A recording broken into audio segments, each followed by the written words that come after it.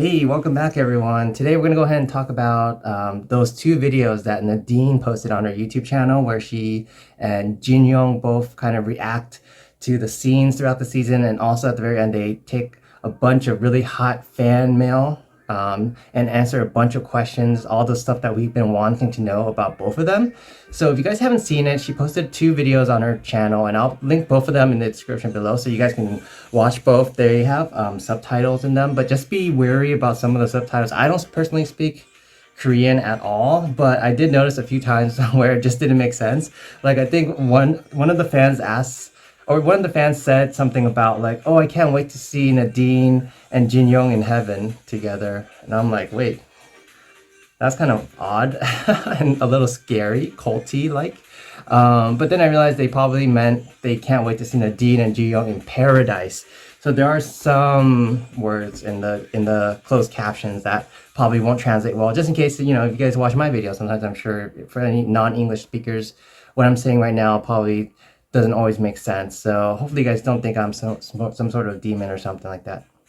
All right, let's get right to it. If you guys do anything, if you guys like these type of videos, by the way, please consider dropping a like, comment, and subscribe to the channel. It's a brand new channel, so I think we're up to like 41 subscribers last time I checked. So if you guys look down and all of a sudden you see 37, then you know that this video really ticks some people off. So the first thing that Nadine and Jin Young were asked to do was essentially answer the question, what was your first impression of each other? And Jin Young said that Nadine looked kind of cold, and which I think is kind of a common like impression. I think a lot of the guys kind of said the same thing about Nadine, that she did seem a little cold, especially to Dong-woo at the start. Remember how he was like constantly trying to ask her like just simple questions, and she just either gave one-worded responses or just ignored him unintentionally. Of course, she wasn't paying attention at the very start, but it just seemed like she wasn't very talkative. And then we found out later that it's because maybe she wasn't that confident about her Korean, which is something that I think later in the video Jin Young mentioned how he was actually finding that really cute that she didn't really speak Korean that well, but she was making such an effort to speak Korean with him. And then vice versa, he was making such a good effort of trying to speak broken English, as he called it, with her, and she really appreciated that as well. So I think those are really big qualities. I have a lot of respect for any bilinguals, but just to go back to what Jin Young said, he said that she was very cold, and also I think his first impression, he didn't really say it exactly, but he kind of mentioned how he thought she was really tall, which I think is kind of true because she is, to me, the tallest person on the show. Her or Sejong. I might even give Nadine the slight edge on that one. I think she might be just maybe an inch taller than Sejong. And Jin Young said he didn't want to stand next to someone that was like significantly taller than him. And then he said, when I made that choice, I was standing kind of far away from all the women, so I couldn't really tell. And then he said later on that he realized that he was actually still, in fact, still taller than her. So it wouldn't have mattered. So that was his first impression. So good one, Jin Young, sidestepping that one. And then Nadine said her first impression of Jin Young was that she thought he was like a surfer boy, which I guess kind of makes some sense because, you know, he walked in, he had that kind of like longer hair compared to all the other guys. It was like curly also, I think. And he was wearing that light blue shirt, and he had like a certain gait with the way he walked that kind of is like someone who's like, you know, kind of cool, who's into surfing, water sports. But Jin Young actually admitted that he was really nervous when he was walking, and that cool walk wasn't even that intentional. It was that he was walking on sand and his feet was constantly dipping into the sand, and it was hard to kind of get the foot out sometimes when he was taking a step.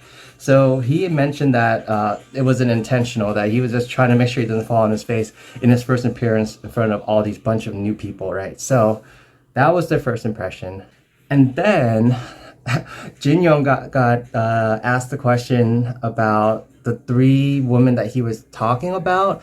Remember how he had a conversation with Nadine, and he mentioned how there were three women he was essentially fighting over in his mind of who to choose. It was like one captured his heart, two was the most fun to be with, and then three was the most he was curious about, or curious about the most. Take that, reverse it, flip it. So heart, fun, curiosity. and there were three different women, and Nadine asked him, hey, what were those three women that you mentioned to me? And then he admitted that Seoki was the one that had his heart, and then the fun one was Sejong, which I personally didn't know, because I thought maybe he and Sejong talked a little bit, but aside from like maybe one conversation, I don't think they Singles Infernos ever really showed many other scenes with those two. So I was kind of surprised by that one. And then the third one, of course, was Nadine. And then he would add on to that, saying how she was just so easy to talk to. And there's one point where she mentioned how, like, oh yeah, you know, if you want to learn more about me, you got to take me to paradise. And then wink, wink. She did one of those things, kind of like what Yeewon did with Cha Hang-sun in season 1. She was like, if you want to know, this is what it's going to cost you. So thankfully, he did eventually take her to paradise, and they both got to know each other pretty well at paradise. So I was really happy about that. So overall, it went pretty well. And of course, it made sense that Seoki was the one that had his heart.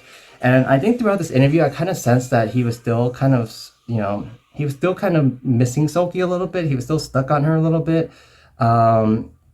And, you know, him openly admitting that, you know, she was the one that had his heart, I think kind of shows to Nadine that, you know, he's all right admitting that to her and to all the fans, that, you know, because a lot of fans were kind of pressuring him.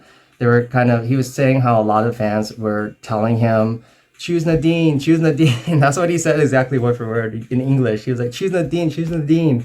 And I did feel sorry for him, because like the fan pressure gotta be like pretty rough too. When everyone wants you to be with someone, but your heart wants to be with someone else. So I do feel for Jin Young, and I am really proud that he actually picked the person he felt he should be with at the end.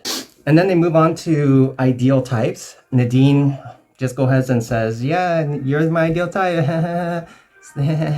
And then, yeah, she had that laugh in there too. Yeah, go ahead and watch it. She goes in there. And then Jin Young said his ideal type was someone different from the beginning to the end. And this one confused me, because didn't you pick Seoki for the lunch? And didn't you pick Seoki for paradise first? And didn't you pick Seoki at the end? And aren't you not saying Seoki's the heart right now? So at what point did it change? So that one, I feel like that one, he was trying to soften the blow a little bit to Nadine, especially since after Nadine already told him that he was her ideal type. He didn't want to go and say, yeah, not you, someone else. So I don't blame Jin Young on that one, but he was being open and honest to a certain degree, but at the same time, he wanted to kind of make sure Nadine didn't get too burned by that. And then he finally talks about that movie, If Only. If you guys remember, I made a video about Easter eggs for season 2, all the things that we missed. So if you guys haven't watched that video, please check it out. And then, so in that video, I talked about how he mentioned to Nadine there was a movie called If Only, and he was asking her, hey, have you seen this movie? And she's like, oh, what is that, a melodrama or something like that? And then he gets cut off because Minsu walks in and steals Nadine and Nadine's blanket. And then so If Only, he explains, the reason why he asked her that was because simply, like, it was a romance movie that he just wanted to get her opinion about. It's about like a guy who like loses his wife and tries to like get her back somehow. And I'm like, I don't know. His explanation was very beating around the bush, to say the least, where he was like, it was just a romance film. I want you to just talk, you know, your opinion on this romance film. Like, the bring up Titanic, something that someone's seen before. If Only, I've never even heard of it until he brought it up. It's like a random 2005 American movie. And in 2005, I think Nadine was only like 5 or maybe 4 when the movie came out. Think of something more recent or something. So yeah, that was an interesting one for Jin Young. But I'm glad he eventually answered the question. And Nadine, it seemed like she accepted the answer this time. Oh, do I look better without the hat? Maybe. I thought I might have been having a bad hair day, so I put on a hat for this video. But we're reaching the end of the video, so I want to thank you so much, you guys, for stopping on by once again.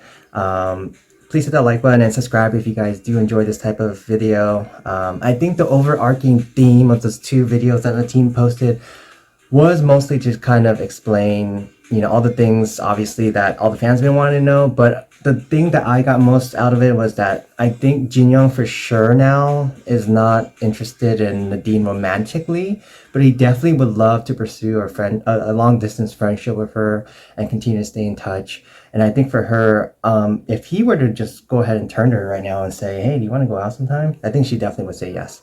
So I do feel like she's still kind of stuck on him just a little bit, but it's not one of those things where she's infatuated or she's going to be like extremely hurt if if he doesn't approach her soon. So that's what I got from the video. Let me know in the comment section what all you guys in the YouTube universe think about the two videos that Nadine posted, whether you think anything changed in terms of your perspective about the season or not, or did everything just completely flip on its head? So thank you so much once again, you guys, for stopping on by, and I will catch you next time. Take care. I'm putting my hat back on.